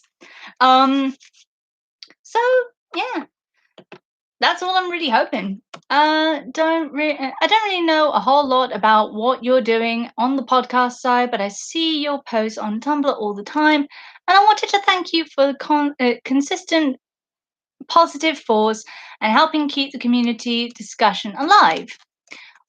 I take a certain view on internet stuff, which is very much influenced by my grandmother. She, like a lot of people of her age, likes Facebook, but unlike a lot of people of her age, she's a nice person. She doesn't post things that are in any way negative, and she doesn't like bringing people down because she doesn't see the point. There's already enough heartache and annoyance in the world. She doesn't need to be adding to it. And that's sort of view I take on any interaction. Like, I don't know anything about the person on the other end of the screen. The same way I wouldn't know everything about a person if I was talking about them in real life. So, yeah, occasionally I'll vent my frustration about something, but I don't see a reason to be negative. I don't see a reason not to be happy to be there. Foul Blue, hello. She heard if Artemis Fowl book one specifically got an animated adaptation, would you want it to be episodic or cinematic narrative? TV show, miniseries. Having now written it as an episodic, I feel like the argument could be made for either way. In the episodic, we've been able to break down a lot of different aspects of the characters than you would in a like contained narrative of a certain length of time. Which has been good in some ways, but it's also been kind of frustrating because in some ways you got to make up the word count. Meaning there's some padding in there that might not need to be there, and we might have to get rid of during the editing process. But it has led to like I have had some great fun exploring certain aspects of the characters. There's this one line I'm remembering right now that I will not tell you about, but it comes from Holly, and I think it's in episode 12, and it honestly made me so happy with myself when I realized it and I wrote it. Because, dear Lord, does it put so much of the story in context of like Holly and her various traumas? Because, dear Lord, but I will not talk about it now. But just when you hear it, I hope everyone has the same reaction of, oh, they went there. They went there. But yeah, I think it'd be interesting to see it cinematically because I feel like then you could hype up the tension all the way through. The thing with episodic, you need to have like an arc in every episode, which you can do to a certain extent, and you can like hype up the tension, but it's a lot more of a slow burn. Whereas in a movie, because of the shorter amount of time, that tension is increased far quicker and you don't have to sustain it over a longer period of time, which means that certain people would lose interest along the way. So yeah, I would be fine either way. But animation is fun. The only request I make is that it be 2D because I'm so frustrated that everything is 3D at the moment, except for Raya and the dragon, which seems to be yeah, Raya and the yes, which is coming out at the moment. And oh my god, I love everything to do with it. It looks so amazing. And you can tell executives were not hovering over that one. Just something about the diversity strikes me as a bit more creator led than, by money led. No reason for believing that. No reason at all. Don't read into that at all. So, Anotherize.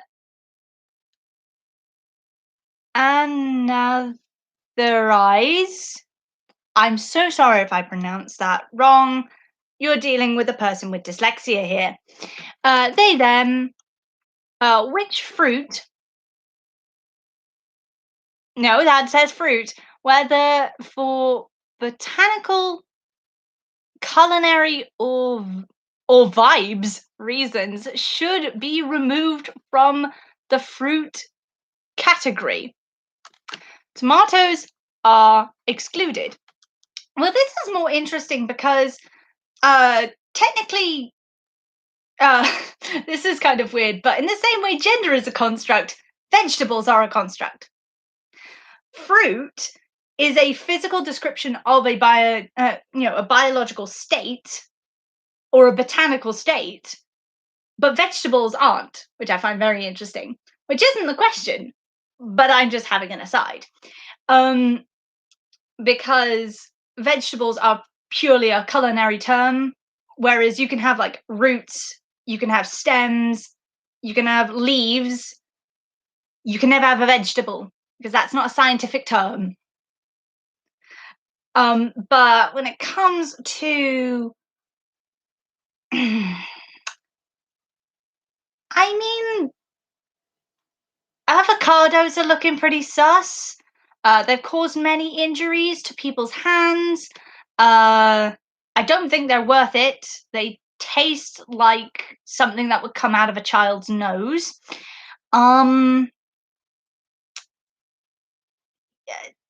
Yeah. It's an avocado. Thanks. Haven't actually listened to the podcast. Just saw this at 4 a.m. I'll have to check it out. We have not recorded any of it. So if you find it recorded somewhere, I'd be very confused. I didn't record that. If you find it, please tell me where it is. Ari? Pronouns, any, lol. Okay. Where do you guys see yourselves going with the podcast? Any big ideas, dreams to happen? I mean, we're sort of limited by the fact that we are like a non-profit, that this is a fan-based production, also that Disney owns the rights. We can't exactly go to a studio or like a professional audio producer and go, hey, we want to make this as a series, because Disney owns the rights.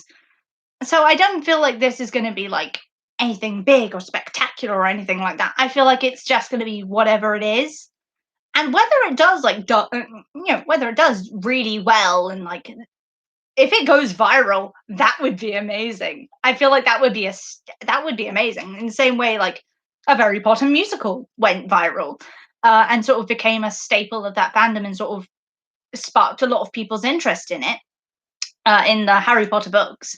But we're limited because we don't legally own the rights, and Disney gets very, very antsy about their copyright infringement. So, yeesh. So I'd rather not get sued. Although I think it would be funny for Disney to go and sue like a 20-year-old writer from like the middle of nowhere, Devon, just going, "Hey, how dare you produce a better Artemis Fowl story than us? How dare you?" Like, I feel like that would have been hilarious. Oh, bye, Emma. Right, I'm gonna try and get through these as quickly as possible with less asides. Thank you for being here. Your content's fantastic. I love seeing your updates and the fandom. Thought I'd interact. We've got another one from E. Pronouns, all. I feel like I'm talking to an eldritch god now. It's like, you may refer to me as all pronouns, human. What's been the trickiest part of adapting? Ooh, that has to be for Artemis. Because so much of his world is internal, and having to like work out ways that he can externalize his thoughts and his thought process has been so difficult to figure out. See you guys later. But honestly, that has been the trickiest part because Artemis. Oh Lord, as much as he talks, he thinks. And that is the trickiest part in any adaptation. Trying to work somebody's thought process into dialogue while still retaining the characteristic that they are a character that likes to keep their thoughts to themselves until they know what to say, which Artemis does a lot. It does help in that way that the perspective shifts from character to character quite a bit, but at the same time, dear Lord, Artemis, please, please externalize your thought process more. It's just getting annoying. We have another one from the all-seeing E. Um, what's been the most rewarding part of this project? The community and sticking it to Disney, because there is nothing like the euphoria of just knowing you're doing better than a corporation. There's nothing like it. S is me pen name. Nice, on par with Violets Are Blue here. Or senile dementia. Or what was it? Sir Ebram, which was my favorite. She, her. How did you first realize your favorite character was your favorite? Or what most swayed you to like that character? When I first got into the series, I was very much like I was an angry 12-year-old who just wanted to stick it to the patriarchy. So like Holly was very much my number one. And of course, I had a special place in my heart for number one. But over time, I've connected more and more with Artemis, mostly because I've realized how traumatized I am and how traumatized he is. And I'm able to look at him and go, you're the same kind of tired I am. Game recognizes game. Like, I also bury myself in work so I don't have to think about my problems and my emotional issues. Just repress. We press down. We repress. Oh. And then we wonder why we cry at 3 a.m. So yeah, I feel like over time I've realized more and more like that's the reason I was drawn towards Artemis, because I could see more of myself in him than I wanted to admit. This is what happens to Artemis when he uses humor as a coping mechanism instead of crime. This is what happens when he uses humor. This is when he uses the jokes. Although I feel like it would have been way more intimidating for like any villain he came across, for him to be cracking jokes in their faces and just being like, I am not intimidated by you at all. Keep trying though. I'm here for it, but no. I feel like it'd be way better if like he was openly laughing in Spyro's face. Like, you're an idiot. Look at IQ points, none. I feel like that would have been way funnier. But also, humor is a coping mechanism, so take it with a grain of salt.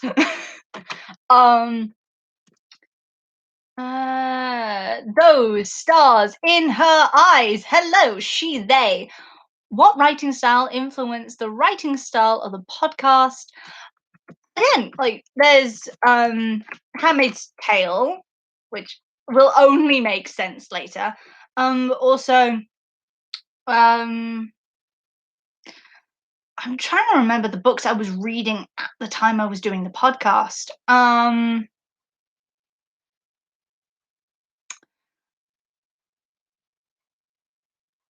think there were a few kids' books in there, but I cannot remember. A lot of it was just myself and the writers' room bouncing ideas back from each other. So it's got kind of a lighter tone to it than the original book, which at times can seem a bit overwhelming. In like Artemis trying to be like, yes, I am a monster. I'm the bad guy. in this one, he's just like, lollipops, a lot more often than he was in the original. There are more, like, vague lollipop moments where he's kind of undermined. Um, so there's a lot more laughs because I feel like we all know the books well enough that we can have that laugh now. It's important for the book to, like, stay that tone. But for us, we've been here a long time. We know the book. We might as well have some fun with it. Nearest. Nears? Nereys. I do apologize if I mispronounce it. She, her. What's been your least favorite part of creating the podcast? What is the biggest changes we'll see from the book to podcast? Finally, will we keep the story 20 years in the past, or bring things to the technologically 21st century? I'm going to answer that one first. We are updating things in no major way, mostly because of sound availability. There's certain sounds, like, I don't even know where we begin to get the sound for a fax machine. I don't even know where we'd get the sounds for, like, a MacBook or, like, a Macintosh. I don't know where we get those noises. But everyone instinctively knows the sound of an Apple phone. Like, they have a very distinctive ring. You can just understand that without it having to go through your brain of going, oh yeah, this is in the past. Instead, you can just keep your brain in the future. A lot of it is set with the fairy tech. The fairy tech's all the same, except for a few things here or there like have changed. But because jokes, and also we're working with a auditory medium. It's favorite part, I think it was just the idea of, like, I get to focus on my hyperfixation for a long while and to call it any kind of work. It was great. What are the biggest changes that you've made to the podcast? That's again structural, and I'm not going to tell you because I want to keep it a surprise. One of the, like, technology things, sound libraries online that can be used. Yes, actually, one of the biggest ones is the BBC. The BBC has a sound library that they use for their audio dramas and for their radio plays. That is entirely free and has sounds dating back to the 1940s and 50s, like, from their radio plays. That were just sounds they used. I think that's brilliant. But at the same time, there's also the idea of instinctively knowing, because there are certain people that grew up with those sounds that will understand completely, like, oh yeah, that's the sound of a MySpace message. But there are other people that it's just like, what's going on? They've been instantly confused because they don't know where the sound is coming from or have any context in the visual world for what this auditory sound is. Because of the dyslexia and the not being able to read, I was very much obsessed with radio plays when I was younger. I listened to the BBC's version of The Secret Garden more times than I can count, and their version of Ballet Shoes is still one of my favorites, because they worked so well on just the creating a world through sound and minimalist sounds especially. You instantly got an idea of where everyone was moving through the use of sound. So I've always had a very good head for, like, what's going on. I will try and get through these words because we are coming up on 2 hours. I'm sorry. I thought this was going to be less. So yeah. Thanks so much for all the effort you put into the podcast and blog 1 full year. Oh my gosh, really, really looking forward to seeing these characters come to life. So am I. Oh, by the way, we do have some cast members. I am one of them. I will try and get some of the other cast members through at some point because I feel like you guys would love them. Like, we already have a Foley. He is one of my friends. His name is Sam, and he is one of the funniest people I have ever known. He is a pun master. Like, you do not realize the pun exceptional talent this man has. It will be astounding. So another one from Nerys. Her, what are the saddest headcanons? Oh, sad boy hours. Here we go. Is there a character in Artemis Fowl that just really annoys you for no particular reason? And inspired by Eoin Colfer's recent tweet, describe the story of Artemis Fowl. Wrong answers only. Okay. What's the saddest headcanon? After his death and resurrection, Artemis has a lot of nightmares. I'm talking very aggressive nightmares to the extent like he is screaming, he is crying, Butler is having to rush in at like 3 a.m. And it is mostly about things he cannot talk about, that he refuses to talk about even with a therapist. And it's mostly because nobody could possibly relate to what he saw. Because while he's dead, he's in this void of like where his soul is. And so that leads into the question, well, like, Opal went somewhere. So other things have to be somewhere. So he's caught in this place between life and death, and he can't necessarily see or feel anything, but he can experience something. And my brain just went, oh yeah, the quantum zombies that number one talked about? Yeah, they're there, and they are very, very scary. And so, like, eventually Artemis just learns to stop screaming in his sleep. And he still has the nightmares, but he won't tell anyone. And he's just learned to deal with them. Sorry.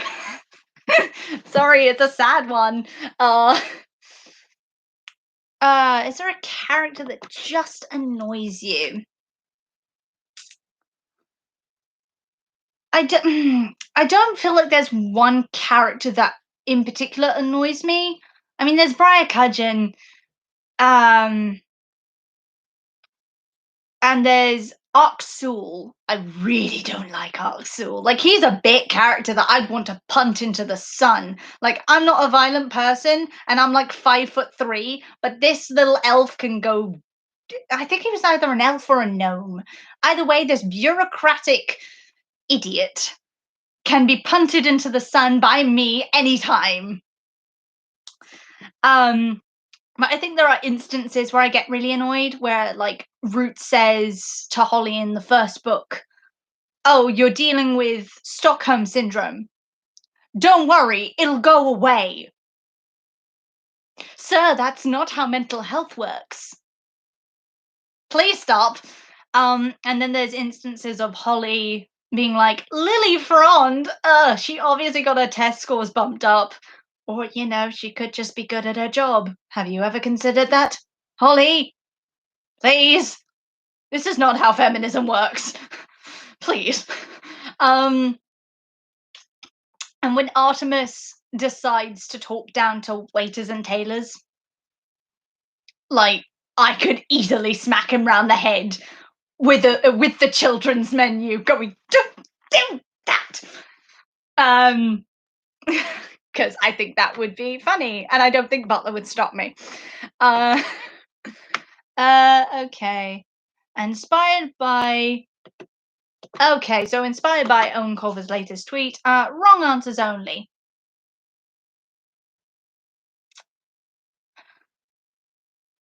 Jacksepticeye goes on a new adventure. I do like the idea. I don't know why, but in my head, like, it would be hilarious if Artemis spoke like Jacksepticeye. Just nothing but incoherent Irish screaming. which oddly enough is another headcanon I have for like if Artemis ever got drunk, because he's got such a brilliant brain. But I feel like with each like aspect of alcohol, the Irishness would be bumped up till he's nothing but incoherent Irish nonsense.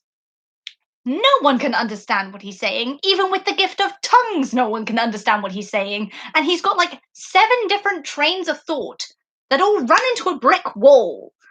Like, he'll start a sentence and then start on a new sentence. And it's just, no one can understand. But yeah, that's as far as I can get. You asked for questions. I can and will overload you people. Can't wait to see what I'll think of right after the stream's over. Oh, good. Foul blue, yeah. What was the saddest moment in the series? No counting deaths. Oh, um.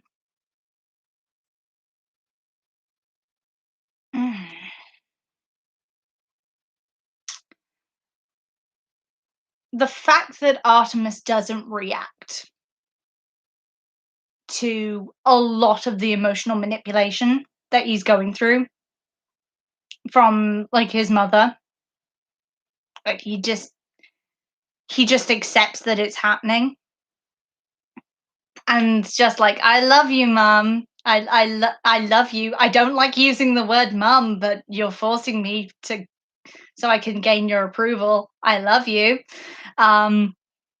With it's just like, that's the saddest thing for me. Like, as much as Artemis improves and as much as people do love him and support him, one of the most frustrating things is everyone always needs something from him. Like the phrase, no one ever calls just to say hi. They never do. They always need something from him. They need him to be the genius or the perfect son, or they need him to be like the heir to the Fowl empire, or they need him to be the charge or the principal if you're like if you're Butler. Like, even Butler needs something from him, and that is to stay safe.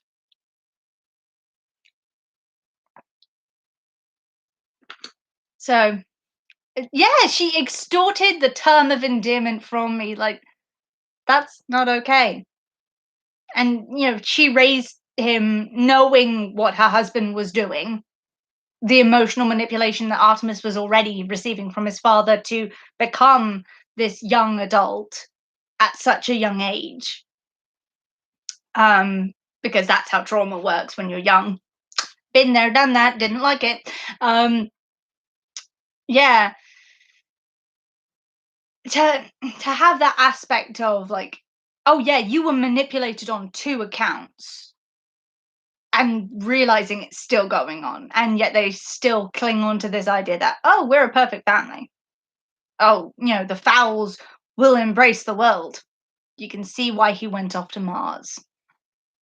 That's all I'm saying. So I feel like that's the one thing I really just want for the series. It's just someone who doesn't need anything from Artemis, that just wants to hang out with him, that just wants to be in his presence for no other reason than, hey, you're an interesting person. I want to get to know you. Not because I have to, not because we have to save the world together, but just because you're an interesting person. Occasionally, you're quite funny. Is it time to cry? I don't know. Okay. I'm getting a scratchiness in the back of my throat. So will my voice give out, or will we get through the questions? Let's see.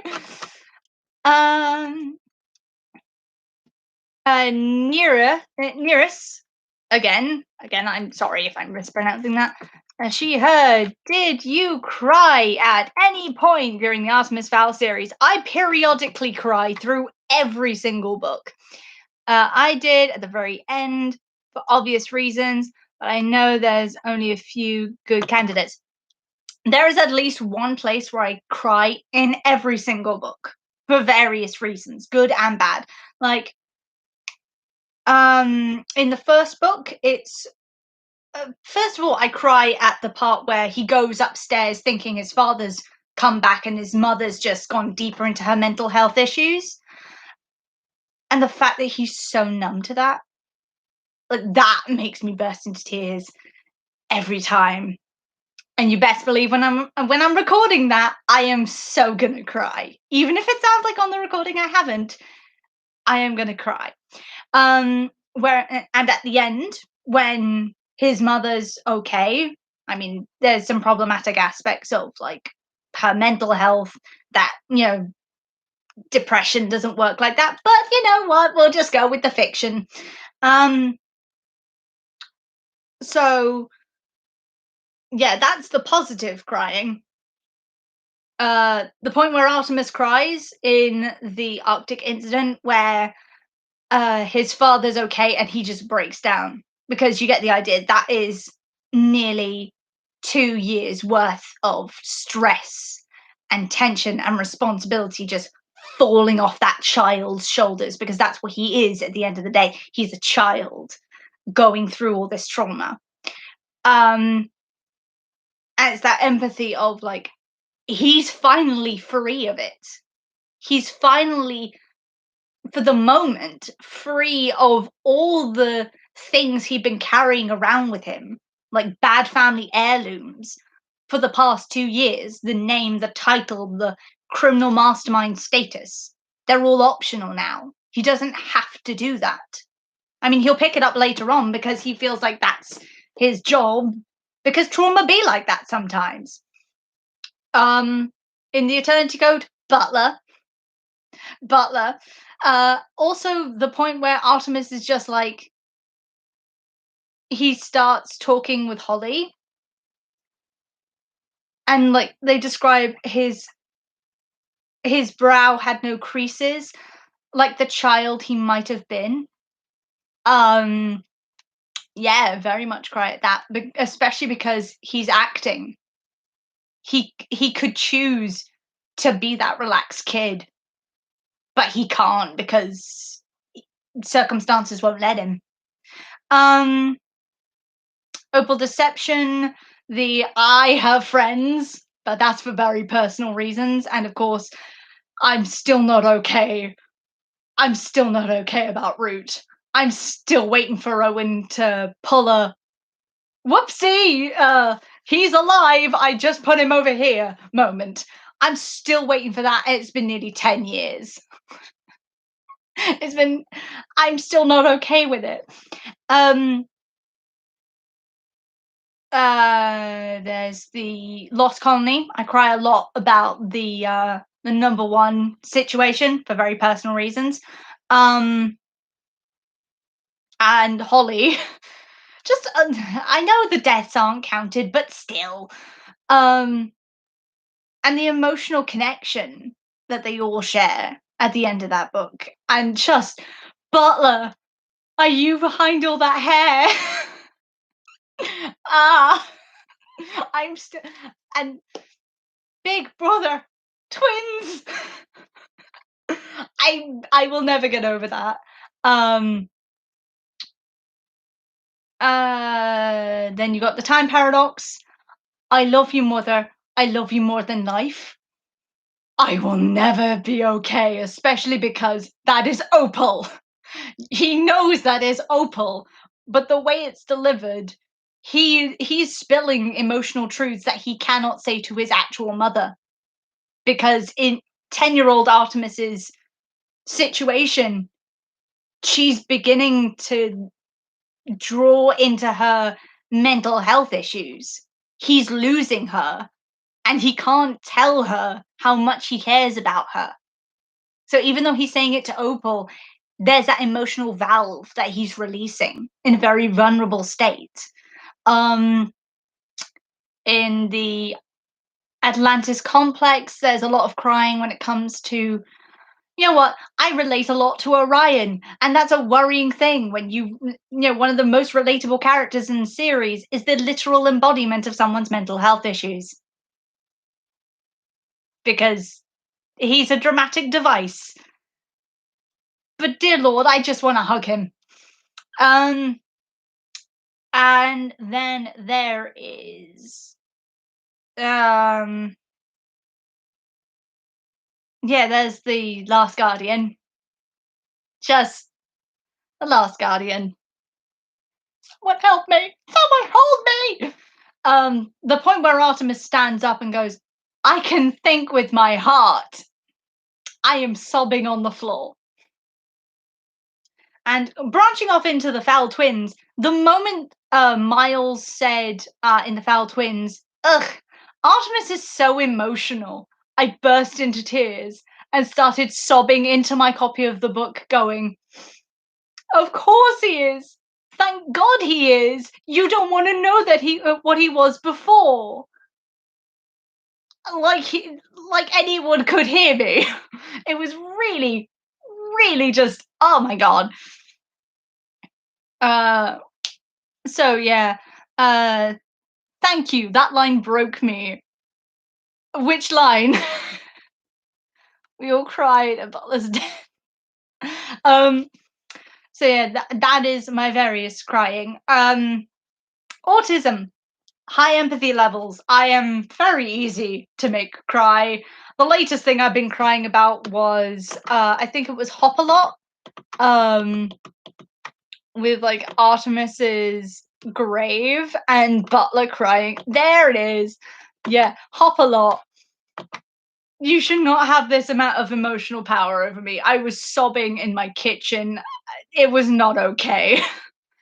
Uh, I can think with my heart. Ah! Oh, just it took him 8 books to get there.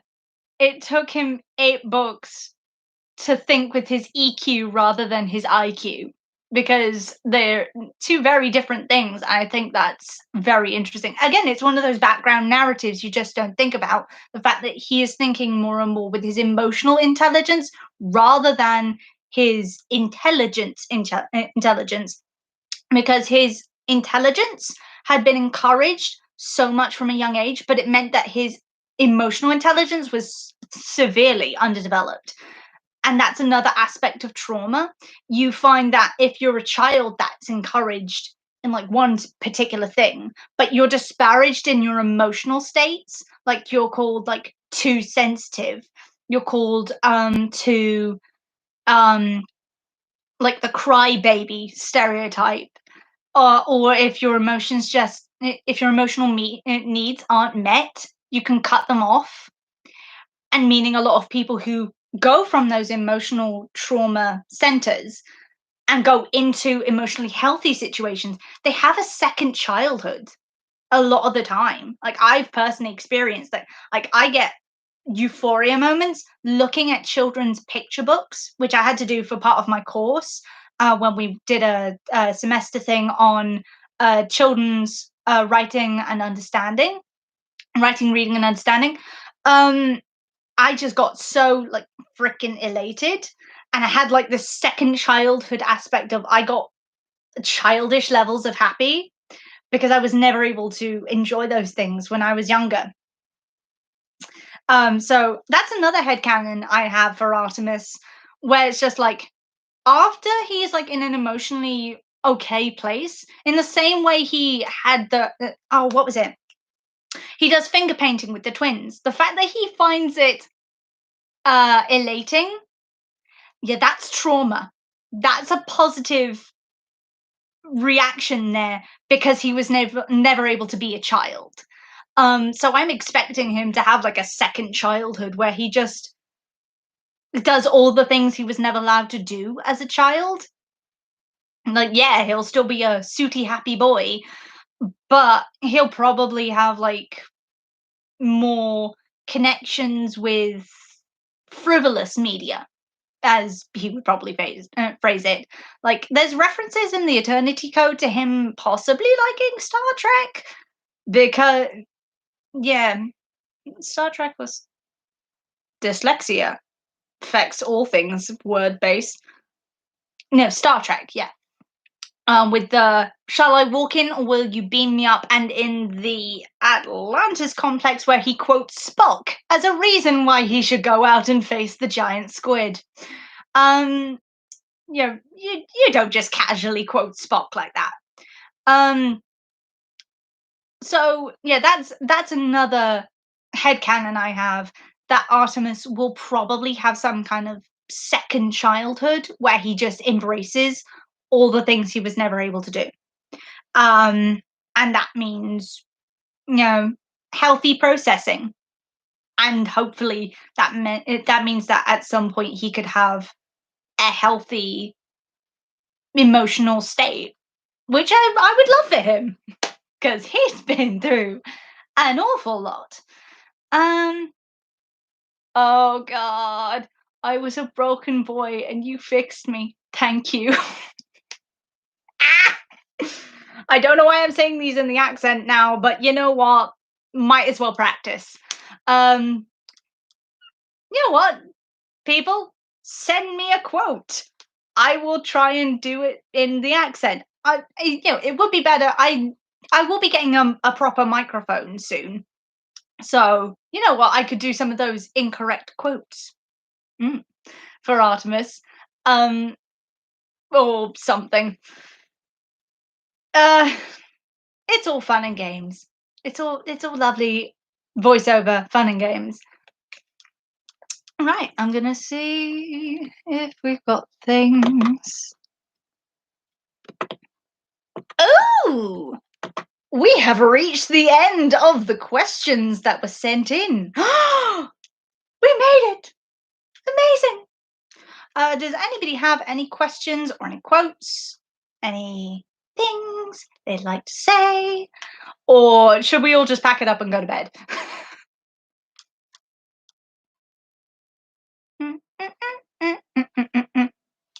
I'm waiting for the chat now. Do, do, do, do, do, do, do, do, do, do, do, do, do.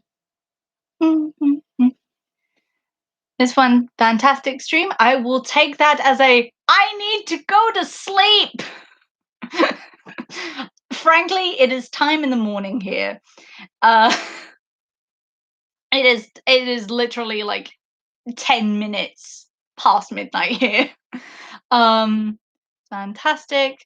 This was so much fun. I'm so glad that all of you were here for it. It has been an amazing year thus far, and we'll be keeping you up to date on all the fun stuff of like recording, casting, editing, all that fun stuff. I do hope to be doing more YouTube stuff soon.